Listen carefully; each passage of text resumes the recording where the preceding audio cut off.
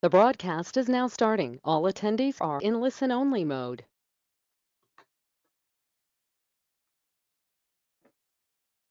Well, good morning, good afternoon.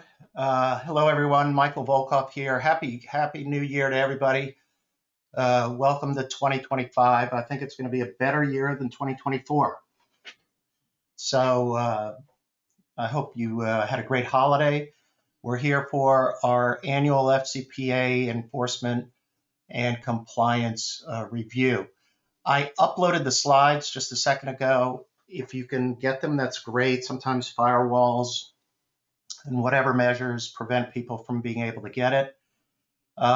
If you want a copy of the slides, just send me an email at mvolkov@volkovlaw.com, and I'll send it to you right after the webinar is over. But welcome, everyone. Looking forward to a great year. Happy New Year 2025. Hope you had a great celebration, enjoying your family, friends, and feeling gratitude. Just a reminder, next week, same bat time, same bat channel, we'll be doing a review of sanctions enforcement, which I think is going to be even more interesting in the coming year. We'll take a look at OFAC and what DOJ did on sanctions next week. And it's not January 14th, 2022, it's January 14th, 2025. I don't know why I'm living in the past, as you say. Just a reminder, we're doing a lot of work lately in risk assessments, compliance program assessments, anti-corruption due diligence. One of the hottest issues right now, and I think you all will talk about it during this, is post-acquisition integrations and third-party risk management with data analytics. We're doing a lot of that now in terms of putting systems in for people. And we, of course, always help with policies, procedures, and training whenever you need that, and we're happy to help. Anyway, so keep us in mind. We love working with you. We love the compliance community. We are passionate about compliance and ethics. So our agenda today, we do a lot of numbers, as we say. A lot of numbers. We'll show you some things there. We'll look at some important sort of trends, then some sort of a wrap up on compliance and whistleblower and new sort of enforcement policies. But most of this is going to be about the year. It's a lot of slides, and if you guys are familiar with my program, usually every year, it's usually a lot of slides with summaries of cases and things like that. But I think it's important because you can see trends and you can see how things are going. And obviously, there's a lot of interest as to what's going to happen in the new administration. And I don't think we're going to see much change in terms of FCPA enforcement. We'll see more when it comes to trade issues. Trade, tariffs, and sanctions enforcement, I think, is going to be very big.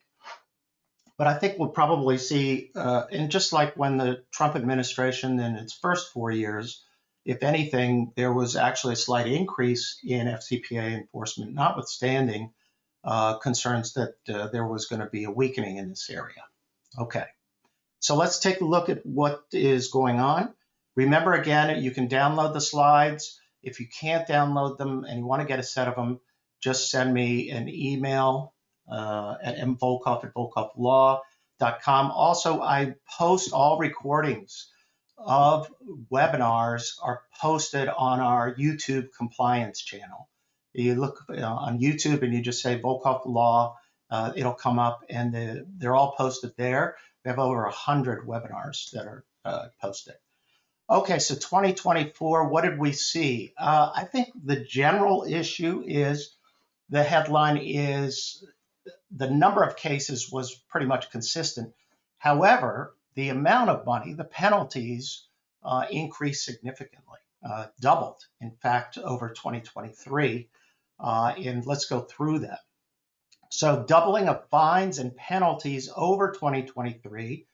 Like the year before, we had 2 declinations. We saw a slight uptick in individual criminal prosecutions. SEC brought not its first individual case, but they actually have brought 4 individual cases, one of which settled in the AAR case, and 3 others are in the Adani case. One corporate monitor was assigned for the whole year, and I don't think we're going to see many more corporate monitors. I just get the feeling that the new DOJ is not going to be into it. And frankly, the old DOJ, didn't use it that much, even though they touted it a lot. But the Raytheon or RTX case has a corporate monitor. Interestingly, and this occurred pretty much under the radar screen, DOJ won 4 criminal trials of individuals, and that was a record year for them. And then the other headline is we saw the return of a blockbuster case. We didn't have one last year, but the Gunvor $661 million penalty landed them in the top 10 for FCPA cases, and that hasn't happened for a while. So, there's some signs of sort of steady but consistent, prosecutions. But we did see higher penalties this year. Here are a list of all the cases, just so you have them in one place. DOJ had 8 cases, 21 individuals. Now, 21 individuals include 8 in the Adani case against the Adani India group, where nobody's been arrested in that. But there are 8 people who were prosecuted in that. 2 declinations, which we'll talk about as well. The SEC and the CFTC. CFTC had 1 case. Trafigura was part of that, but they had the SAP case. They had Deere, which is an interesting case unto itself. The Moog case, interesting case unto itself. So this is basically what occurred. We did see a fair number of cases come out at the end of the year. And it may be because of the expected, transfer of the administration, or people were close to getting it resolved and they just wanted to get it done so they didn't have to go through, briefing or meeting with the new candidates, the new DOJ when that occurs after January 20th. Anyway, so this is what looks like occurred. Total fines and penalties, like I said, it doubled. We were at about 1.7 billion, and we doubled from 818 million in 2023. 2022, we had 1.4 billion. Here we had 1.75 billion. Gunvor, 661 million, I told you, the 1 compliance monitor. Individual criminal cases increases back to the 2022 level. There was a dip in 2023. Here are the 2 declinations, and then here's our return of the blockbuster. Here are your total corporate fines through 2024, and you see it's an uptick from 2023. But look at, in my view, and I don't understand it really, the last 4 years have been relatively slow. It looks like, 2010 to 2013. But look at the years of the first Trump administration, and, those were higher years. Biden administration touted that, they made it a national security matter.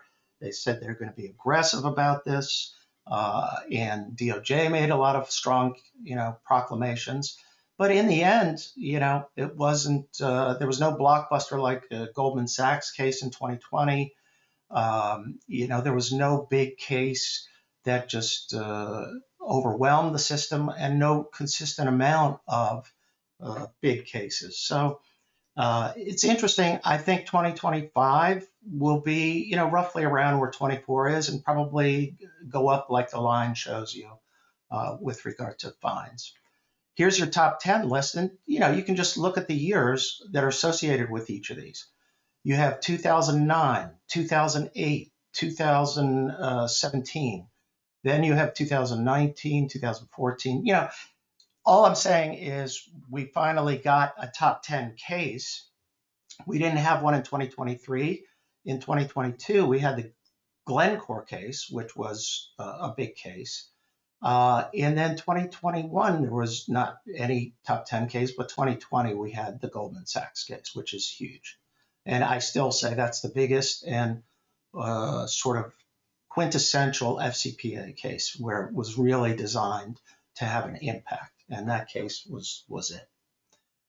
So anyways, here's what you see. And notice you have oil and gas, telecom is a big player in this, and then Goldman Sachs.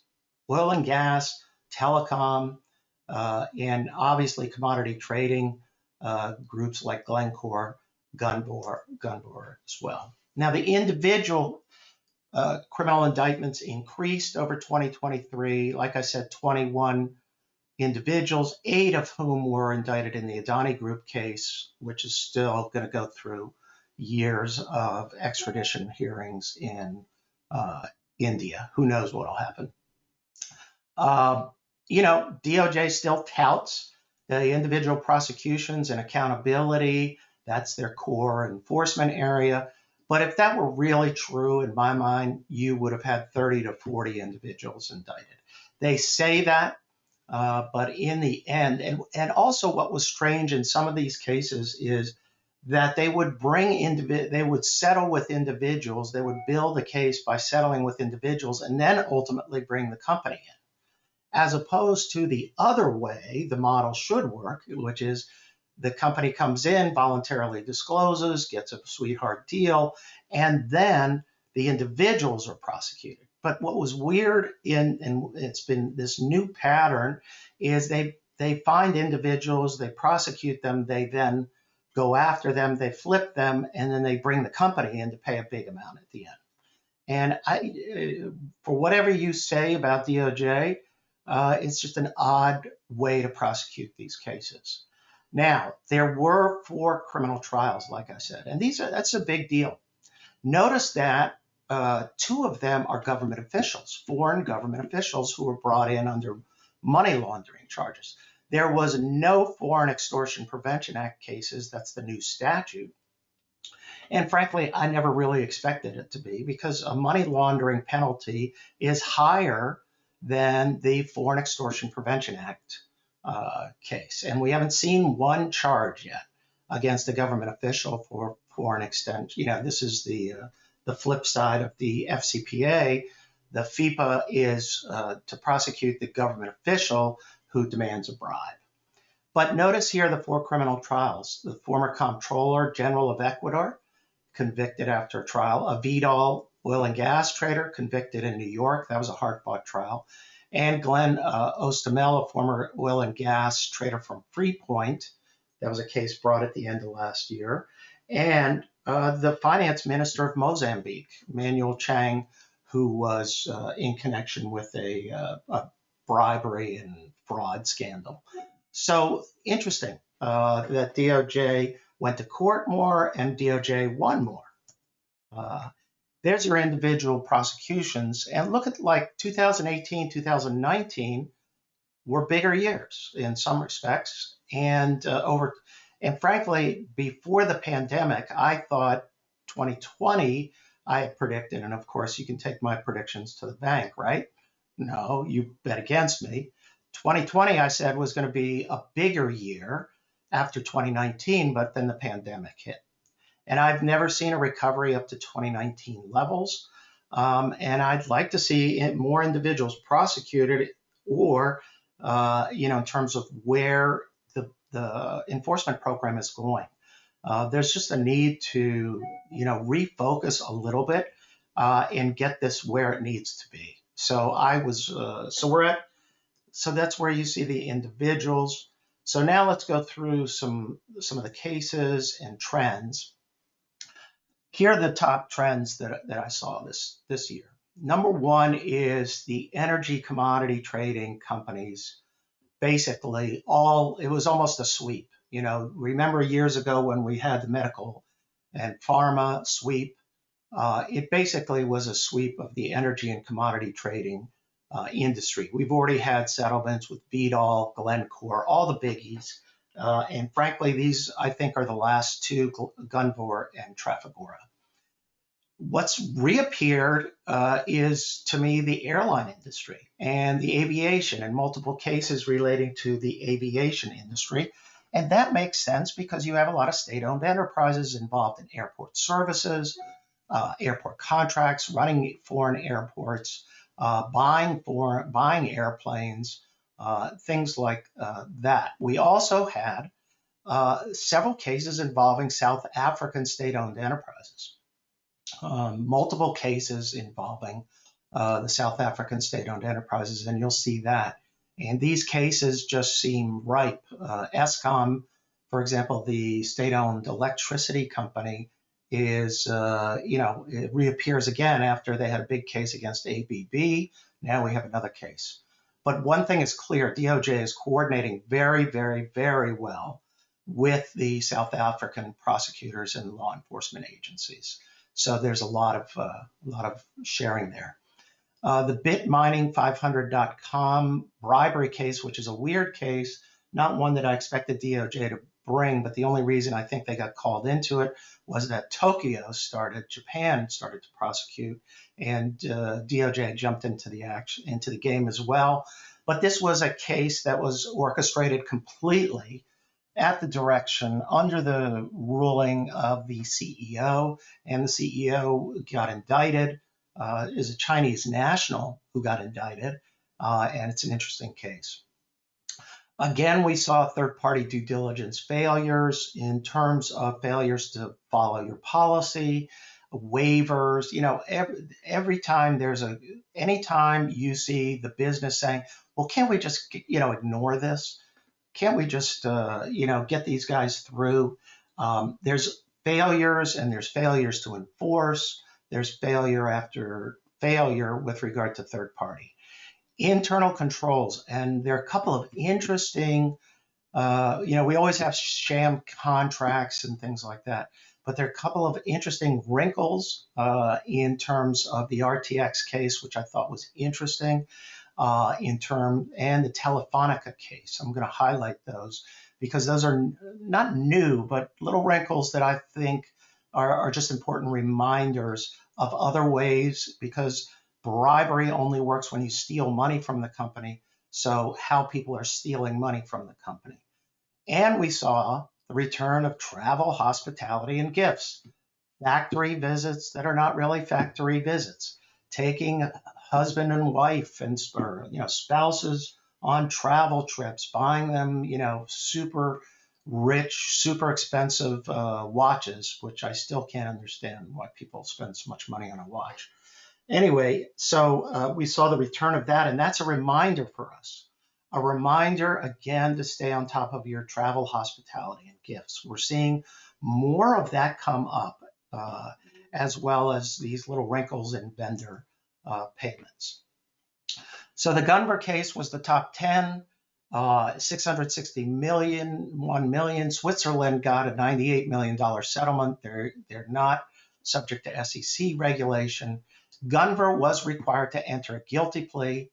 And all of the bribery here involved one country and involved Petroecuador.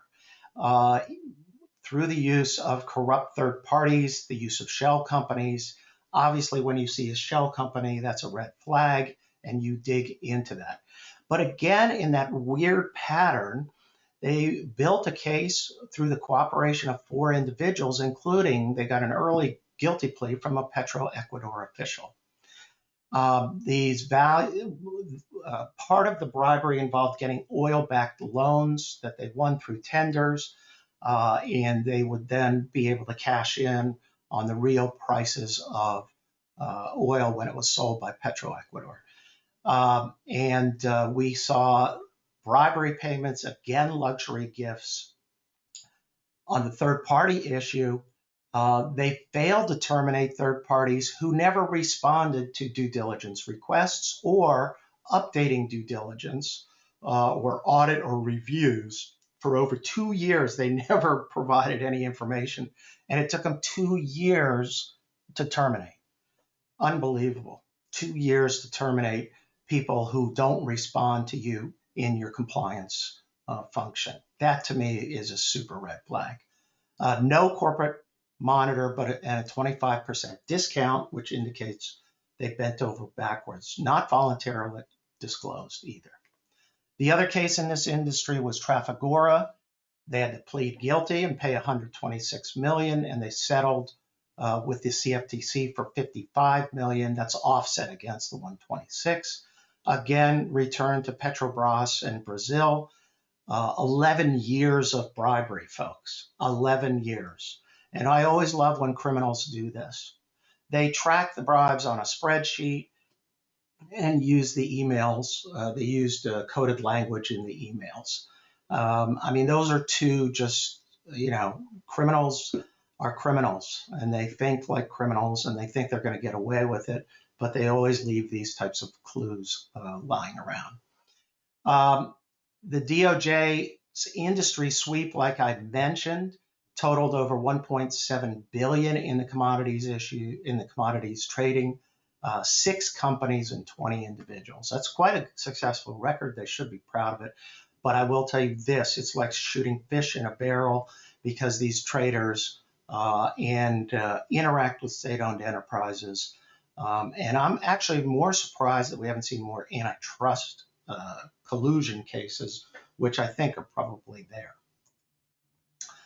The other return was SAP returned. SAP returned again to the stage. SAP last year had, 2 years ago, had sanctions problems. And in 2021, they had an FCPA settlement case for $8 million involving Panama, I believe. And this was the first enforcement action of the year in January, and I thought that they got a sweetheart deal. And the reason I say that is, you're going to look at me and say, Mike, how can $220 million be a sweetheart deal? Well, when you consider $220 million for bribery in South Africa and Indonesia in the DOJ case, and the SEC violations extended to 7 other countries, I think you can say pervasive and systemic bribery scheme, which normally I thought would get $400 to $500 million as a penalty. But SAP got a good deal. A 3-year deferred prosecution agreement, no compliance monitor, and a 40% discount. They didn't even voluntarily disclose. So what were the schemes that were involved? Number one, in South Africa, again, dealing with Eskom. They also bribed local government and the water authority to secure a number of valuable contracts over a 4-year period. In Indonesia, they paid bribes to government officials. This is all for software management services, data management, data software, all of that, and including shopping and travel excursions, again, for government officials. Very large commissions were paid. There was circumvention of due diligence for very high-risk third parties. And in Indonesia, by the way, there were bribes to secure valuable contracts from the state-owned telecom industry and the fisheries, Ministry of Maritime Affairs and Fisheries. So I thought this was a sweetheart deal, 40% discount. You could have easily doubled this, and I think it would have been more in line. But some people, sort of disagreed with me in sort of the compliance community and feeling that was a reasonable deal. The big case, another big case that occurred, but it didn't involve, FCPA was just part of it, was the Raytheon and RTX case. DOJ had a comprehensive settlement for $950 million involving the FCPA, and the SEC had a $100 million settlement, a little bit more for FCPA. Fraud, and that was perhaps the driving force of this, was fraud that was prosecuted in Massachusetts on government contracts. And we had an ITAR violation for failing to disclose brokers involved in this. You got to get a brokerage license when you're selling defense articles, and they failed to disclose certain arrangements, bribery, in their ITAR applications.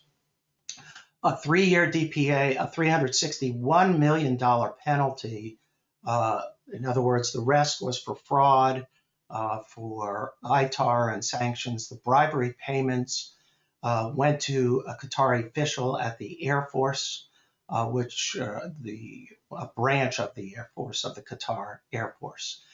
Now, this was the case where an independent compliance monitor was assigned, and obviously should have been, given the extent of misconduct that occurred throughout the entire company. So here's what's interesting, though, and when you look at this, and just a reminder from a compliance standpoint, it's pretty funny if it's not just sad. RTX, through a joint venture subsidiary, bribed high-level official at the Air Force to secure 4 contract additions, which were worth about $36 million in profits with the Gulf Cooperation Council. And that council consists of a group of Middle Eastern countries.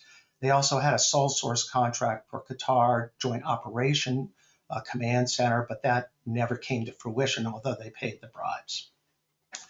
What was interesting to me was one of the deliverables was a defense industry study. And what they did was the defense industry study that was supposed to be provided by a third party was prepared by RTX employees, and then it was passed to the third party, which was controlled by the Qatari official, and then they cleaned up the report and basically paid $2 million to the third party, knowing that a portion of the money was going to go to this Qatari official. So the thing that's amazing to me is when the bribing company's employees prepared the deliverable for the third party, took their names off of it, used personal email accounts, no reference to Raytheon employees who prepared the study, and then basically use this as a means to funnel bribery payments to the third party that was owned partially by the Qatari official. To me, that's a new, I haven't seen that scheme yet. And this was a new scheme.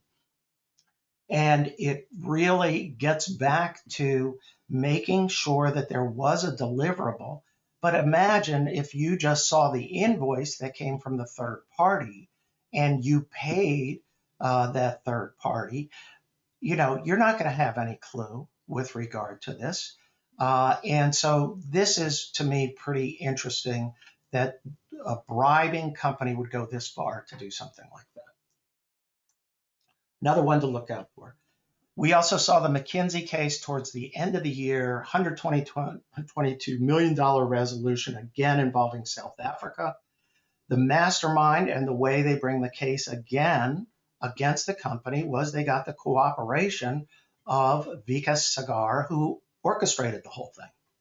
He pled guilty in 2022. He cooperates and he outlines, here's what I did. Here's what I did with Transnet. Then I transferred over to Eskom and I did that.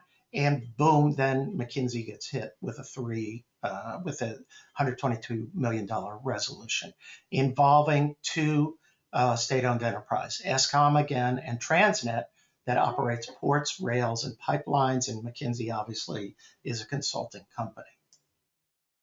The bribery schemes were pretty interesting. For Transnet, Sagar meets with a foreign official. They hire a local business pursuant to South Africa's local business requirement, local partner. Those are the kiss of death. They are hugely, hugely red flags because usually either a government official owns part of it or they have an arrangement with the local business to get a cut of the money. Company 1, this local business, engages an intermediary to interact with Transnet, and this is a way to funnel bribes. What was the role of CC1? Why did we need CC1? Well, CC1 was orchestrating or funneling, executing the bribery payments, and Sagar and Company 1 agreed to split the consulting fees, and Sagar knew that a portion of these fees would be paid to CC1 and Foreign Official 1. The foreign official served as an inside man at Transnet, provided confidential information, and made sure McKinsey was awarded multiple contracts. Interestingly, also Cigar and CC1, no electronic communications, or if they did, it was on personal accounts, but mainly they would meet because they knew they were creating a record. Now that makes it even harder to track or to catch bribery when people are that careful. On ESCOM, so Cigar then transfers to the ESCOM team, and what does he do there? Same thing. Structures it the same way, new company, new intermediary, foreign official, new foreign official, and they split 50-50 the consulting fees. And by the way, company two, they engaged company two as the local partner and never conducted due diligence. Never conducted due diligence. Only later, after almost a year, they started the due diligence process on company two, and they were eventually rejected. And then it would take months, 3 to 4 months before they stopped the business with the company that was actually rejected through the due diligence process. And I don't understand what kind of compliance culture do you have, number one, where you can engage a third party without going through due diligence. And number two, even after being rejected, it takes months to get the business to stop. Makes no sense to me. What does that tell you about the culture of compliance at McKinsey? The weird case that I mentioned to you that probably was initiated more by Tokyo and Japan prosecutors, but Japan opened up and had passed a law to allow casinos and resorts for the first time in Japan. And so that became a big deal, and everybody, 500.com was a former online sports betting company in China. They paid $6 million to DOJ and $4 million to the SEC for bribery, and it was reduced from $54 million based upon a showing of inability to pay. $2 million in bribes paid the Japanese officials to try to get the resort and casino rights, all orchestrated by the CEO at his direction, all the way down to how to book these expenses, and orchestrated the bribery scheme. And he ultimately was indicted. He's in China. Whether we'll ever see him in the United States is another question. But notice here, they used cash, travel, along with payments, $2 million, entertainment and gifts used as payment, sham contracts with consultants. They had several of 3 local consultants that funneled the bribes. They paid lecture fees, sham consulting fees, luxury travel to China, Macau, and then ski trips for one of the foreign officials and his family. All of this bribery, pretty rampant, and obviously I think was initiated because of what Tokyo found in terms of bribes that were paid in Japan. Interesting case, but obviously shows you the dangers of misconduct in your C-suite. It doesn't take much. If you have one bad apple in your C-suite, it's easy for them, unless you have close controls over their spending and their business activities, to make sure that they don't engage in misconduct. Telefonica is an interesting case because here we got another interesting payment arrangement for bribery. DOJ gave Telefonica, which is a subsidiary, a Spanish subsidiary that has ADRs that are traded on the U.S. stock exchange. They settled for $85.2 million in a 3-year DPA involving bribery of Venezuelan officials. Now, you're not going to be surprised because there was a lot of bribery around currency conversion from pesos to US dollars because the pesos weren't worth that much. Currency was done at a flat government set rate, but the black market was almost twice as much. So the bribery payments here totaled close to $29 million to secure 65% of the currency that was made available at auction. And here was another interesting way of concealing the illicit payments.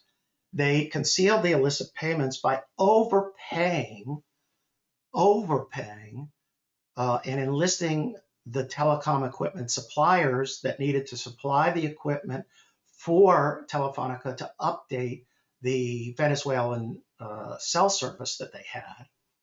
And Company A and Company B, who must have cooperated in this, agreed to sell their equipment at inflated prices to include the bribery amount. So imagine all you see from Telefonica's perspective is a vendor payment made to a third party and a vendor payment that's inflated, that seems too high. That's the only way you were going to catch this. And I thought this was ingenious in the way that they linked it to an actual purchase. And this makes it harder to identify and catch as a red flag. And so here, they inflated the prices to Company A and Company B, who then distributed the money through a shell company and a third party, ultimately to the Venezuelan officials, so that Telefonica won 65% of the currency conversion auction. Now, I thought that was interesting. I think it's something to look at from your own perspective. When are you going to look at a vendor payment that seems exorbitant? Do we have controls in place to catch those? Now, of course, we had the usual, and I love these vacations because I still can't imagine how they spend this much money. But third party took a foreign official and family members to St. Bart's for $500,000. What did they do on that vacation? And they spent $600,000 on luxury watches and jewelry in St. Bart's, including for the benefit of the foreign official. The intermediary also got a benefit, and the spouse of the foreign official. Those must be incredible expenditures. But anyways, I always sort of marvel at, but notice how many cases that we've gone through where we're seeing again gifts and travel. What was happening at the gifts and travel monitoring? Who's paying for these? How are they getting these expenditures through? And how are they getting, and who's looking at these? It's just another important reminder. The last case of the year was AAR, Aviation Products and Services. And here we go with our aviation again. They and AAR and the president of a subsidiary settled FCPA charges for bribery involving payments to Nepal and South Africa again. AAR entered into a non-prosecution agreement. Notice that. The only non-prosecution agreement settlement that happened this year. By the way, who represented AAR? Former chief of the FCPA section at DOJ. And he was able to secure an 18-month NPA. They agreed to pay DOJ and SEC each about $27 million, totaling $55 million. Sharma, the individual, pled guilty in June of 2024, and the SEC brought a case against him. The only individual SEC case that was actually settled is for $184,000. In Nepal, Sharma orchestrated a bribery scheme to win the sale of 2 Airbus aircraft worth $210 million and to the Nepalese government-owned airline, and they used a third-party agent to arrange the bribes and to arrange the payments. In South Africa, they secured an aviation services contract with South African Airways, the state-owned airways. AAR earned $24 million in profits from bribes. Now, one little nuance, AAR voluntarily disclosed within, but they were 12 days too late because another source, and who knows who that other source was, reported the Nepal allegations to DOJ 12 days prior. Another reminder, if you're going to cooperate, do it fast. Get in there and just tell DOJ we're coming in, here's what we're telling you about, we'll be in with more. Whenever there's a shuffle or a little bit of a delay, last year it was ABB, this year it's AAR. I'm not saying it's companies with an A, but look at that. So these guys lost out on 12 days. Did it make that big a difference? I'm not sure it made that big a difference. It made a little bit at the margins. Here's an SEC case that I think is interesting. And this is the Moog case. Moog is an aerospace, defense, industrial motion control systems. And they agreed to pay a penalty of $1.7 million. Not a lot, right? And you're sitting there. But the sizes of the contracts here were not that big. They reported it to DOJ, and it appears that they earned a declination given that it wasn't that large amount of money. But they paid through their Indian subsidiary to 3 Indian state-owned enterprises to get on the approved supplier list, to eliminate competitors and tenders, and to tailor qualification criteria to benefit Moog specifically. Bribes were paid through high commissions to third party and cash payments made by third parties directly to government officials, again, financed by inflated and false invoices. Inflated and false invoices. So that's an interesting, here's again, inflated invoices. The thing about the equipment case in Telefonica, it was for a real good. It was for a real, set of equipment for cellular, probably antennas or whatever, and switches and things like that. And look what happened. They were financed by inflated prices for those. Well, Deere is like, this is a warning case, another SEC case. Don't know what happened to the DOJ part of this, but here is the return of ugly massage parlor expenditures and visits for foreign officials. You just don't want to have this associated with your company. It just looks horrible. So Deere acquired a German subsidiary, a German company. They then had to pay $9.9 million for bribery payments made to Thailand government officials. The interesting aspect of this that the SEC pointed out was the integration procedures were weak. In other words, weak, resulting in bribes to government officials in cash, sham consulting fees, and as well as, again, factory visit trips to foreign countries, called quote unquote factory visits.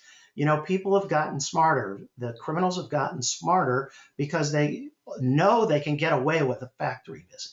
If it's a visit for that purpose, or it's a visit for a marketing purpose, a product demonstration, they know they can get it approved by compliance.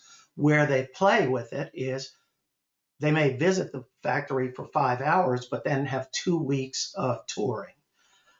Here they had the same thing. They also had luxury meals or nice meals, numerous fees listed as entertainment for massage parlor visits for the government officials who were deciding on the contracts, government officials who were involved in the decision making, and high-ranking government officials. They spent $58,000 on massage parlors.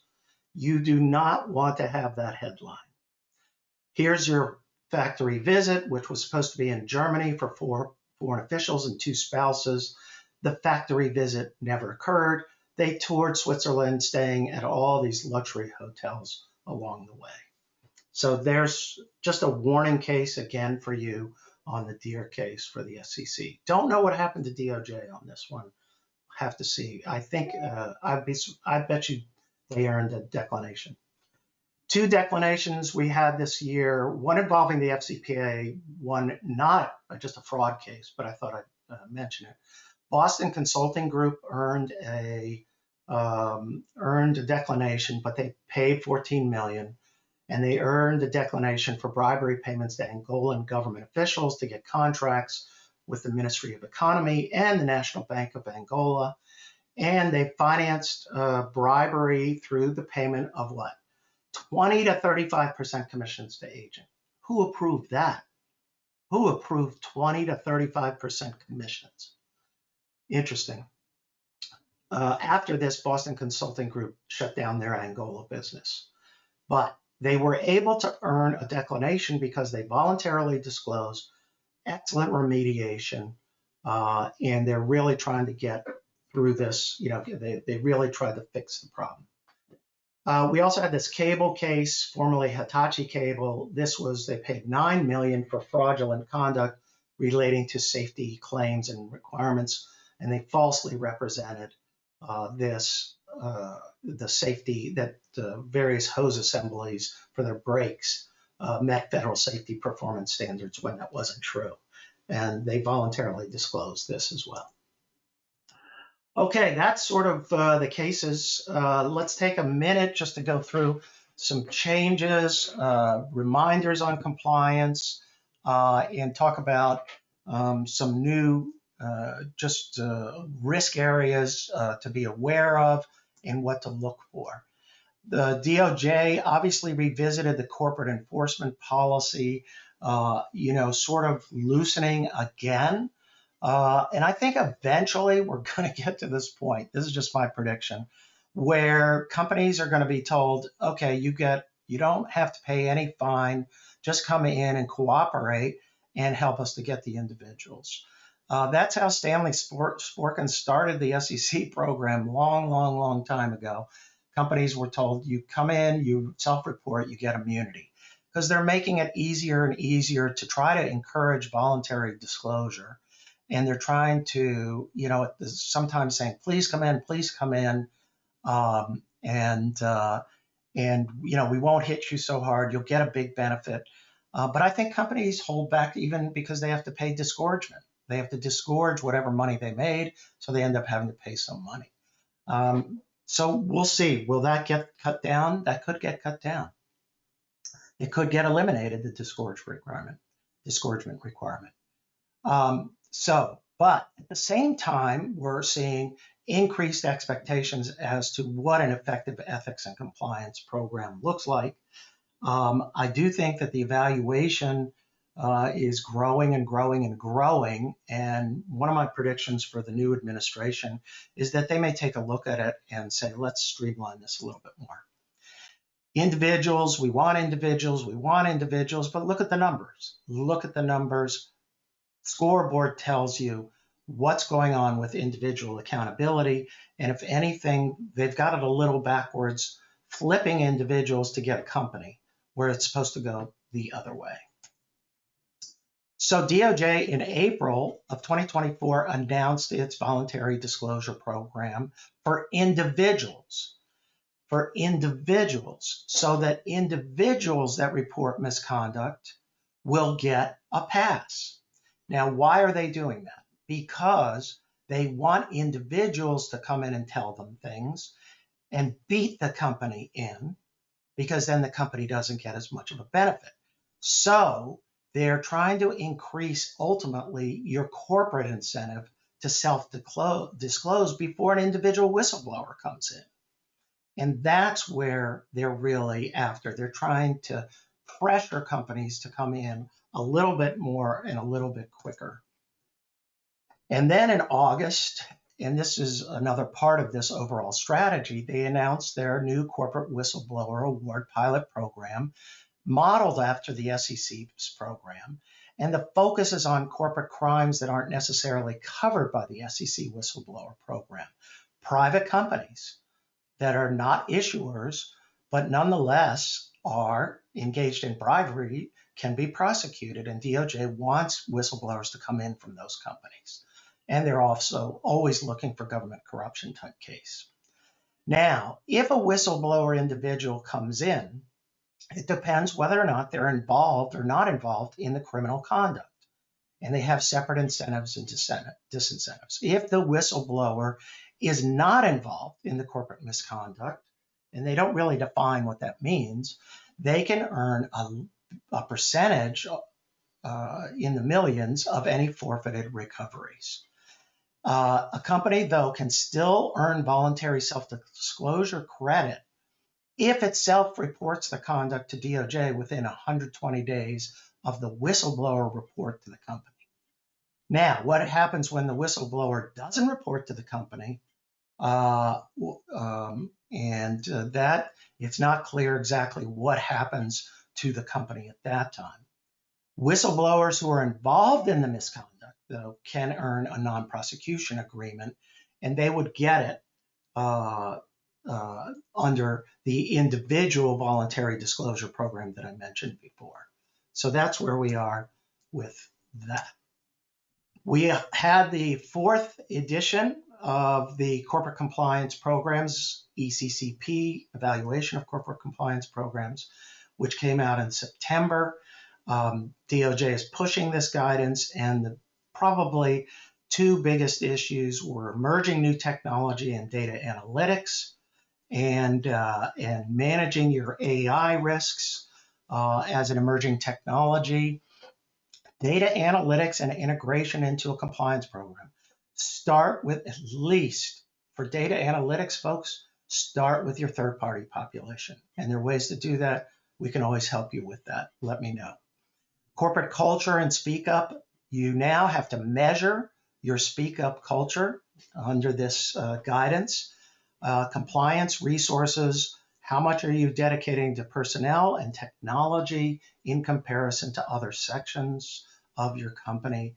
And merger and acquisition integration. Please, please, please get focused on merger and acquisition integration.